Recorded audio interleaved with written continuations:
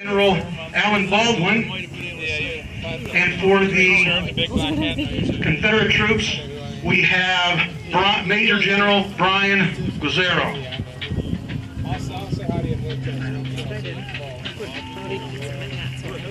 Major General Brian Gesuero. I'm going to get that right one of these years. Now, I'm also going to call out the person representing the Sergeant Mack Foundation, Stan Clark.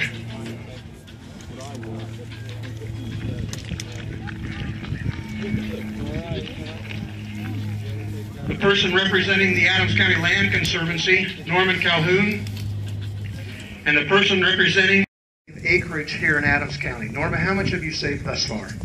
9,100 acres. 9,100 acres. Great job. Thank you. Thank you, Leonard. On behalf of the Land Conservancy of Adams County, I want to thank all of you for coming out for this wonderful event, and I especially want to thank the organizers of this event, the Gettysburg Anniversary Committee, for their continued support for our activities. If you've enjoyed the beautiful view of this gorgeous property, then you appreciate what we do. This is a preserved property, as is the property across the road where the spectator parking and registration was. And just as you can see the round tops from here, the round tops can see this property. 10 years ago, this property was for sale by an estate, and a developer wanted to put about 200 houses right here. And fortunately, a buyer had a better idea. He bought the property, and with some contributions and some grant money, we managed to acquire a conservation easement. So our intent is that this will forever be beautiful, open, and pay respect to those people who have put down their lives for this gorgeous country. And now we'd like to pull our winning ticket, and I thought A.P. Hill would be here, but he's not, so we're going to have Leonard do it. Would you please come help me?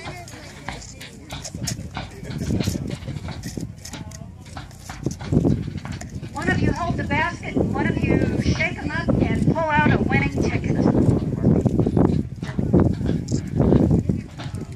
All right. JJ, who is actually Jeff Blond, who is a member of our community. Thank you so much. I appreciate it. So I will be over in the tent for a little bit longer until after Pickett's charge. And again, I hope you enjoy the event and appreciate your support. Norman, thank you for all you and your organization does for our area here. Just a couple of housekeeping things. There are going to be people that are going to be coming in, so if you could raise your hands when you see people coming by. The step in front of you is seating, so you can take your feet off those. As people are coming by, hold your hand up as to how many people there are so they can sit there. It just makes it better for everyone. Please, no smoking. Turn your cell phones on vibrate. Don't go behind the bleachers, and please don't go over the bleachers. Wanted to remind you that the 152nd anniversary of the Battle of Gettysburg is July 3rd, 4th, and 5th of 2015. You're a great, great crowd. Thank you so much. Now, there will be something going on after this. We are going to have a live mortar fire demonstration, and there also at 3:30 we will have Spooky Riley in Tent 1 talking about the ghostly things that happen in Gettysburg. So stick around. On the ends of the Union lines. But at about daylight on the morning of July 3rd, Confederates who had gained a foothold on the Union right at Culp's Hill had been counterattacked by Union reinforcements that had arrived over there. And the fighting at Culp's Hill that morning was the longest continuous fighting in the Battle of Gettysburg. 7 hours from about dawn around 4:30 in the morning to about 11 o'clock in the morning. The Confederate right was supposed to drive the Union left up along Cemetery Ridge, roll it up like a wet blanket back towards Cemetery Hill. But after 7 hours of fighting on the Union right and the Confederate left, a Confederate attack on the Culp's Hill on the Union right was just out of the question. Those men were done. And so Lee went to Plan B. He looked across the fields from Seminary Ridge, where his men were positioned 1 mile to the east, to Cemetery Ridge, and he said, "There is the Union center. They must be weak right there. Yesterday, they must have taken troops from their center on Cemetery Ridge and sent it to the ends of their lines, over at Culp's Hill on their right and down toward the Round Tops on their left, where I attacked them yesterday." So he will assemble 15,000 men. Half of them are Virginians who have not taken part in the battle at all. The only Virginians, or the only part of Lee's army that has not taken part in the first day's fight.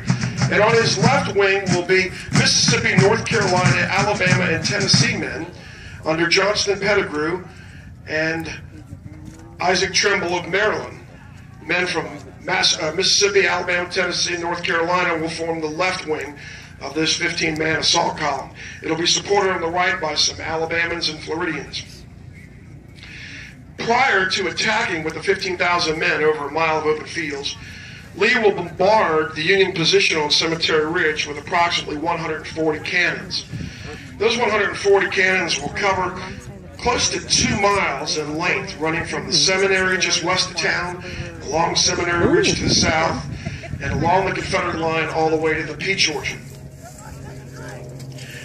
It'll end up being the loudest, longest cannon bombardment ever heard in this half of the world, the Western Hemisphere, to this day.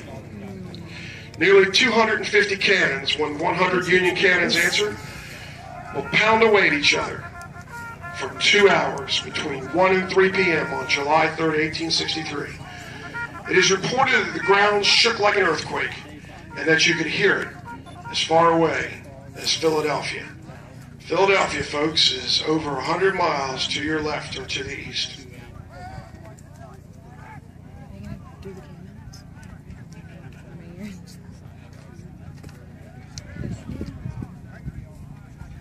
I don't think they're doing it until later. Oh, okay.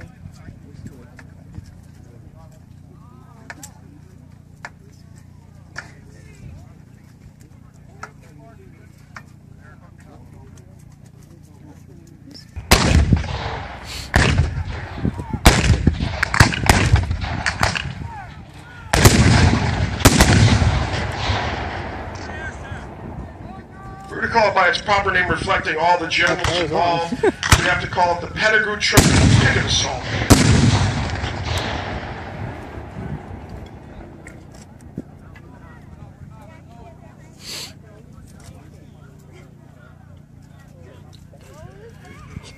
At approximately 1:07 p.m. on the afternoon of July 3rd, 1863, 2 Confederate signal guns went off in succession.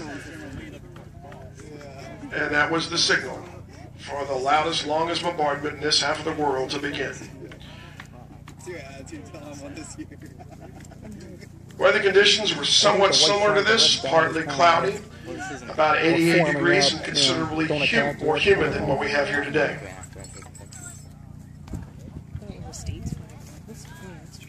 Mm-mm.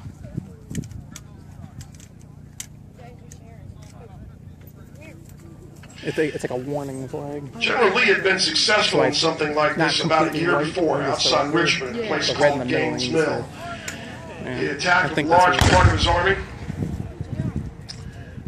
Union artillery, and the Union 5th Corps, supported by artillery on a plateau.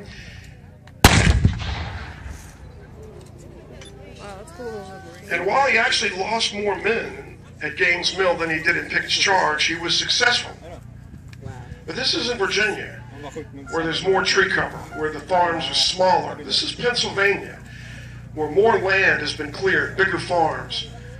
And this will be the first time someone attempts to attack across over a mile of open fields against the new black rifled cannons that the Union Army has assembled along Cemetery Ridge.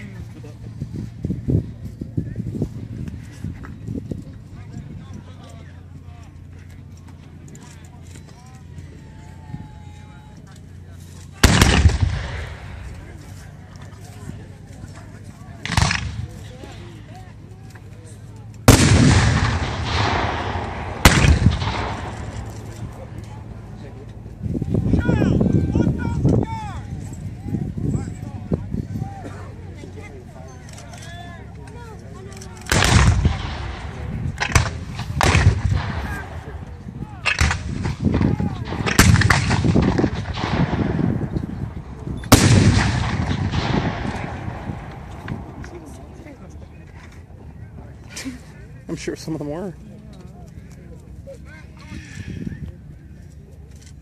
Until the attack began, many of the Union soldiers on Cemetery Ridge were half convinced there wouldn't be any fighting that day. Maybe Lee had exhausted his men the previous day. The day that claimed 22,000 casualties, killed, wounded, captured, and missing. Perhaps it was too hot. Temperatures in the upper 80s to continue the fight a third day.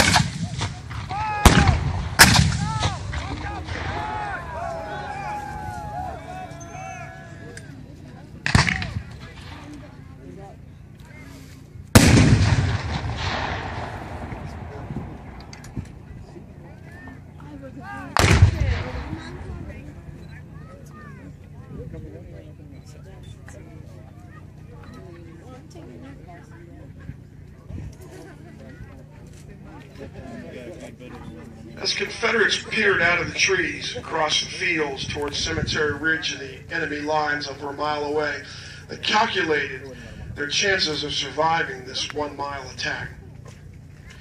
In order to inspire the men, many of the officers pointed toward the Union position on Cemetery Ridge and told the men, "There, men, over that ridge. Home is just over that ridge." Meaning that if the Confederates could break through the Union lines that day, the war might end, and the soldiers could go home.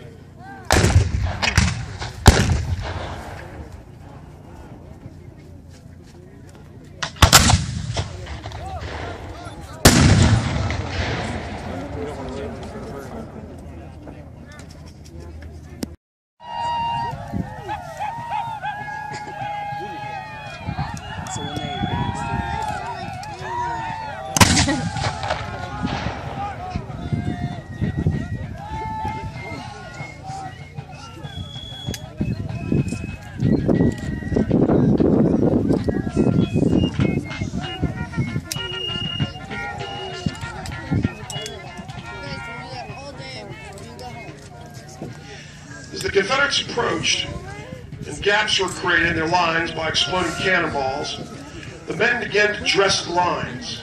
What that means is they began to close the gaps by moving shoulder to shoulder. A particularly difficult movement while moving forward, but especially so under fire. The Union soldiers a mile away couldn't help but admire. My God, they're dressing the lines.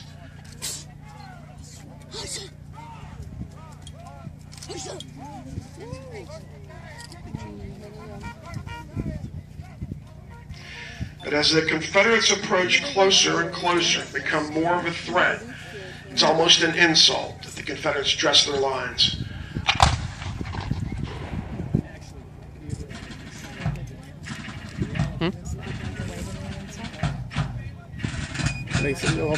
Because they basically no fear. Southern author William Faulkner once wrote that for every Southern boy around the age of 13 or 14, at some point in his life, it is July 3rd, 1863 at Gettysburg. The attack has not yet been made, but the men form up and begin to exhibit some of the greatest courage ever exhibited in American military history.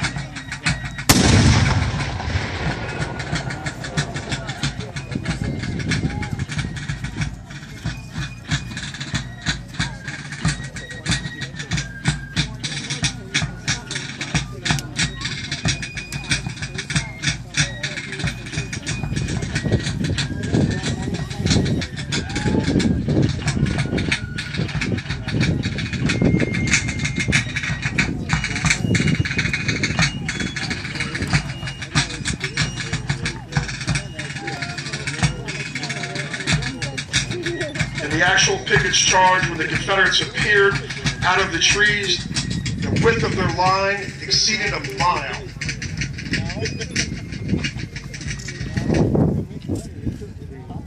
But as they began to move forward, the Union artillery on either end of the Confederate line forced the Confederates to move toward the center, away from the fire.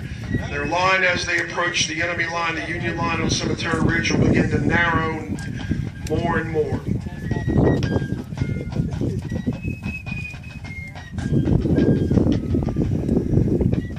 Many of the Union soldiers along a stone wall before sloped Cemetery Ridge have loaded several rifles and laid them down in front of themselves so that when the enemy comes close and they fire their rifles, rather than having to spend 20 to 30 seconds reloading, they can simply pick up another loaded rifle and fire that and continue a continuous fire toward the Confederates approaching their lines.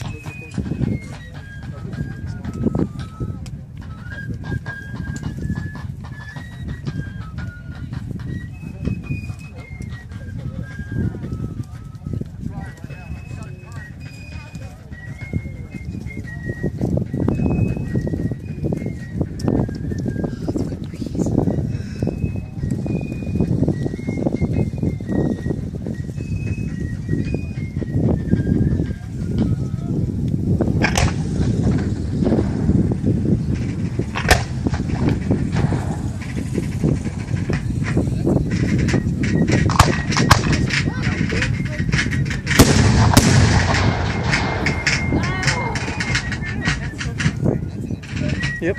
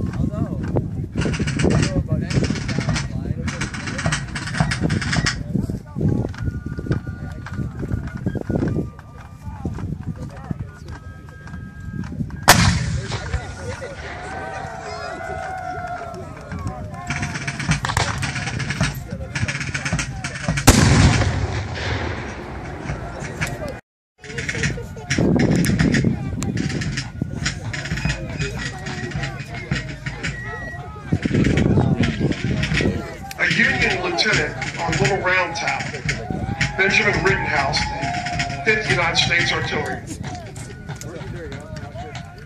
as he watched Pickett's charge, said this, surprisingly: "I felt proud of that charging column. Even though they were rebels, they were citizen soldiers, American volunteers." That's a Union lieutenant watching Pickett's charge from Little Round Top.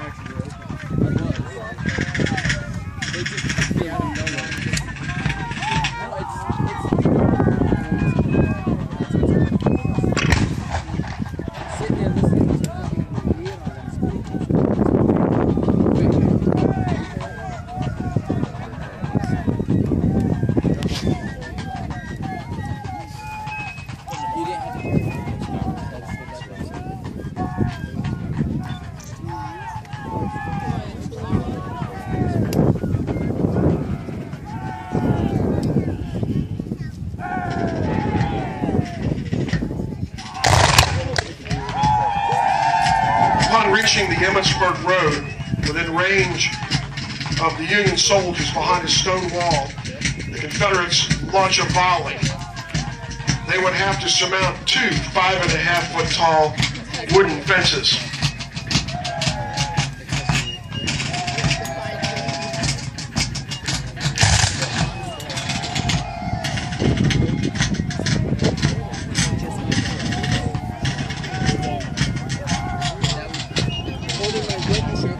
In order to inspire his men to go farther into the deadly space in the last few hundred yards toward the enemy lines,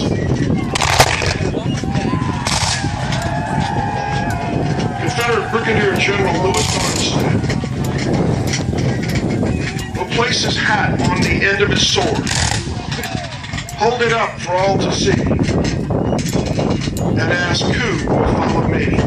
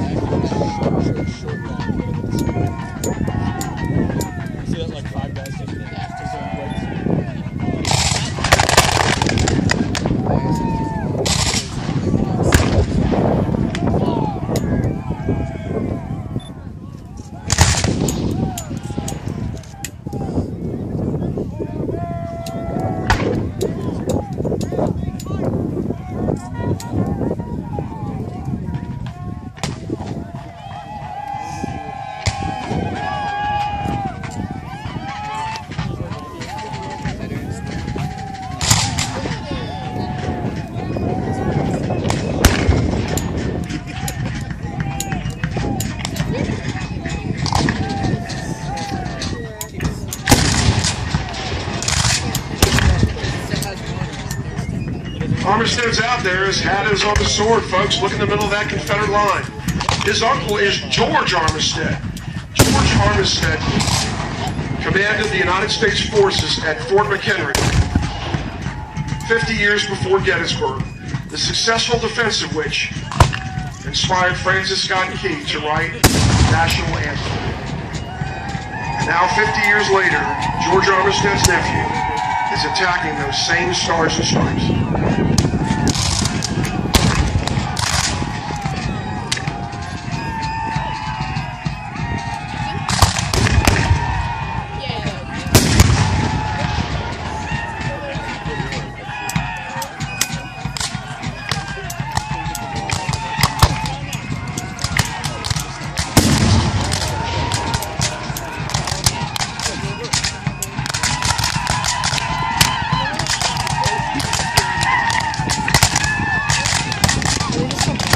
Yep, exactly.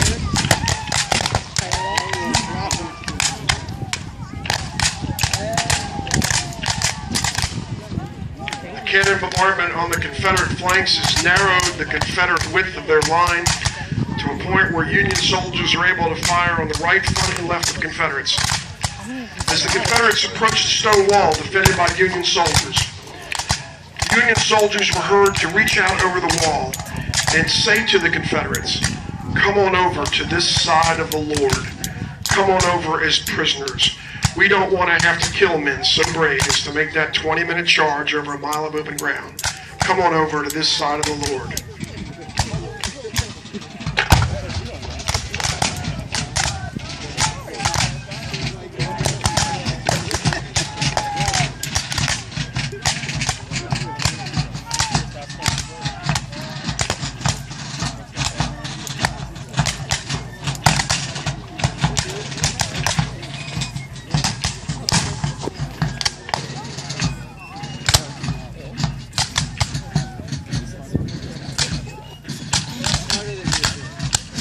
General Armistead would be mortally wounded at the stone wall and would die a few days later.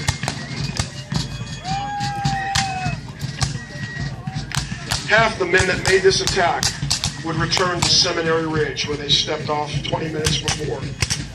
Many of the ones that got back are now carrying Yankee lead with them. They are wounded. They carry the 1-ounce lead bullet back with them. Some Confederates remain and are shot down, others surrender. And the Union soldiers begin to chant, "Fredericksburg, Fredericksburg."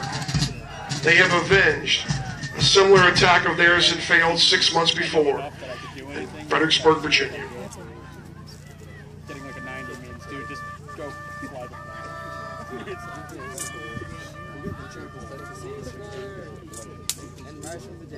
They also didn't have a cake every month.